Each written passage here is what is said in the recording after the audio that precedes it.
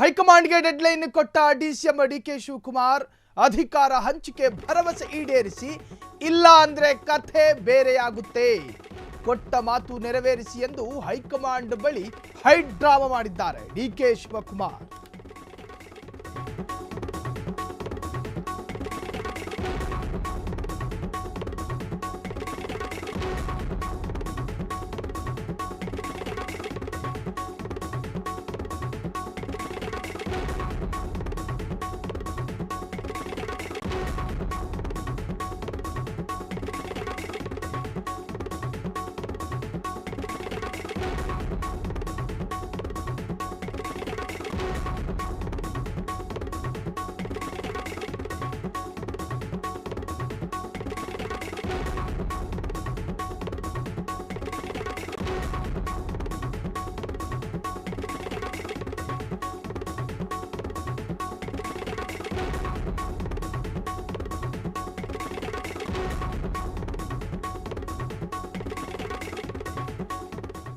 October 31 ಇದು ಹೈಕಮಾಂಡ್ಗೆ DK Shivakumar ಕೊಟ್ಟಿರ್ತಕ್ಕಂತಹ deadline.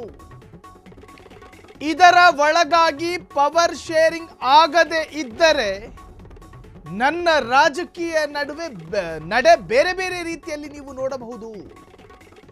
ನಾನು ಅಕ್ಟೋಬರ್ 31ರ ಒಳಗಾಗಿ ನಿಮಗೆ ಗಡುವು ಕೊಡ್ತಾ ಇದ್ದೀನಿ. ಅಧಿಕಾರ ಹಂಚಿಕೆಯ ಬಗ್ಗೆ ನೀವು ಭರವಸೆ ಕೊಟ್ಟಿದ್ರಲ್ಲ, ಅದನ್ನ ಈಡೇರಿಸಲೇಬೇಕು. ಅಕ್ಟೋಬರ್ 31 ಯಾಕೆ? ವೈ 31 ಯಾಕೆ ಅಂದ್ರೆ ಅಕ್ಟೋಬರ್ 31ಕ್ಕೆ 2.5 ವರ್ಷ 2.5 ಮುಕ್ತಾಯಗೊಳ್ಳುತ್ತೆ. ಆರಂಭ 2.5 ವರ್ಷ ಸಿಎಂ ಸಿದ್ದರಾಮಯ್ಯ ಮುಖ್ಯಮಂತ್ರಿ ಆಗಿರ್ತಾರೆ. ಅದಾದ ನಂತರ 2.5 ವರ್ಷದ ನಂತರ ಡಿಕೆ ಶಿವಕುಮಾರ್ ಪಟ್ಟಕ್ಕೇರ್ತಾರೆ. ಇಬ್ಬರಿಗೂ ಹಂಚಿಕೆಯಾಗಬೇಕು ಅಂತ ಭರವಸೆ ಕೊಟ್ಟಿದ್ರಲ್ಲ, ಆ ಭರವಸೆಯನ್ನು ಈಡೇರಿಸಬೇಕು ಅಕ್ಟೋಬರ್ 31ರ ಒಳಗೆ. ಇಲ್ಲದಿದ್ದರೆ ನನ್ನ ರಾಜಕೀಯ ನಡೆ ಬೇರೆ ಬೇರೆ ರೀತಿಯಲ್ಲಿ ನೀವು ನೋಡಬಹುದು. ಮೊನ್ನೆ ತಮಿಳುನಾಡಿನ ಕೊಯಂಬತ್ತೂರಿನಲ್ಲಿ ಸದ್ಗುರು ಬಂದಿದ್ರು. ಬಿಜೆಪಿಯ ಕೇಂದ್ರ ಗೃಹ ಸಚಿವ ಅಮಿತ್ ಶಾ ಬಂದಿದ್ರು. ಅವರನ್ನ ಭೇಟಿಯಾದಂತಹ ಹಿಂದಿನ ದಿವಸ ಅದೇ ಡಿಕೆ ಶಿವಕುಮಾರ್ ಹೈಕಮಾಂಡ್ ನಾಯಕರನ್ನ ಭೇಟಿ ಮಾಡಿದ್ರು. ಕೆ.ಸಿ. ವೇಣುಗೋಪಾಲ್ ರವರಿಗೆ ಸ್ಪಷ್ಟವಾದ ಸಂದೇಶವನ್ನು ಕೊಟ್ಟಿದ್ದಾರೆ. ಇದೇನಿದು ಪೊಲಿಟಿಕಲ್ ಡೆವಲಪ್ಮೆಂಟ್ಗಳು? ಕುಂಭಮೇಳಕ್ಕೆ ಹೋದ್ರಿ, ಅಮಿತ್ ಶಾರನ್ನ ಭೇಟಿಯಾದ್ರಿ, ಏನಾಗ್ತಾ ಇದೆ ರಾಜ್ಯ ಕಾಂಗ್ರೆಸ್ನಲ್ಲಿ? ಆ ಸಂದರ್ಭ ಡಿಕೆ ಶಿವಕುಮಾರ್ ಸಾಕಷ್ಟು ವಿಚಾರಗಳನ್ನು ಹಂಚಿಕೊಂಡಿದ್ದಾರೆ. ಒಂದು ಕಡೆ ಡಿಕೆ ಶಿವಕುಮಾರ್ ಅವರ ತಮ್ಮ ಮಾಜಿ ಸಂಸದ, ನನ್ನ ಅಣ್ಣ ಸಿಎಂ ಆಗೋದನ್ನ ನಾನು ನೋಡಬೇಕು, ಸಿಎಂ ಆಗಬಾರ್ದ ಡಿಕೆ ಶಿವಕುಮಾರ್? ದಶಕಗಳಿಂದಲೂ ಕೂಡ ಕಾಂಗ್ರೆಸ್ನಲ್ಲೇ ಇರುವಂತಹ ಏಕೈಕ ನಾಯಕ ಡಿಕೆ ಶಿವಕುಮಾರ್. ಬೆವರನ್ನ ರಕ್ತವಾಗಿಸಿ ದುಡಿದಿದ್ದಾರೆ ಕಾಂಗ್ರೆಸ್ಸಿಗೋಸ್ಕರ. ಕೆಪಿಸಿಸಿ ಅಧ್ಯಕ್ಷರಾಗಿರುವಂತಹ, ಉಪ ಮುಖ್ಯಮಂತ್ರಿ ಆಗಿರುವಂತಹ ಡಿಕೆ ಶಿವಕುಮಾರ್ ಯಾಕೆ ಸಿಎಂ ಆಗಬಾರದು? ಇದೇ ಡಿಕೆ ಶಿವಕುಮಾರ್ ಅವರ ಪರ ಮಾಜಿ ಸಿಎಂ ವೀರಪ್ಪ ಮೊಯ್ಲಿ ಕೂಡ ಮಾತನಾಡಿದ್ರು. ಡಿಕೆ ಶಿವಕುಮಾರ್ ಸಿಎಂ ಆಗುವುದನ್ನು ತಪ್ಪಿಸೋದಕ್ಕೆ ಯಾರಿಂದಲೂ ಸಾಧ್ಯವಿಲ್ಲ.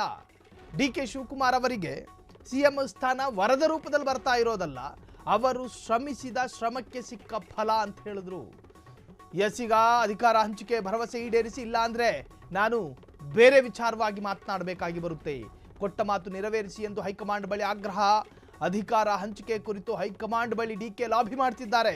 ಅಧಿಕಾರ ಹಂಚಿಕೆಗೆ ಒಪ್ಪಿಗೆ ನೀಡಿತ್ತು ಎಂದ ಡಿಕೆ ಶಿವಕುಮಾರ್ ಈ ಹಿಂದೆ ಹೇಳ್ಕೊಂಡಿದ್ರು. ಹಾಗೆ ಅಕ್ಟೋಬರ್ 31ರ ಒಳಗೆ ಅಧಿಕಾರ ನೀಡಿ, ಅಷ್ಟೊತ್ತಿಗೆ ಸಿದ್ದು ಸಿಎಂ ಆಗಿ 2.5 ವರ್ಷ ಕಂಪ್ಲೀಟ್ ಆಗುತ್ತೆ.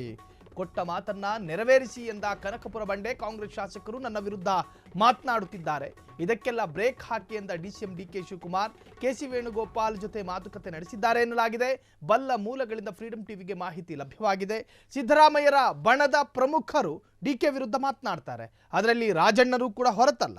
ಸೊ ಹೀಗಿದ್ದಾಗ ಈ ವಿಚಾರವಾಗಿಯೂ ಕೂಡ ಹೈಕಮಾಂಡ್ ನಾಯಕರ ಜೊತೆ ಡಿಕೆ ಶಿವಕುಮಾರ್ ಮಾತುಕತೆಯನ್ನು ಮಾಡಿದ್ದಾರೆ.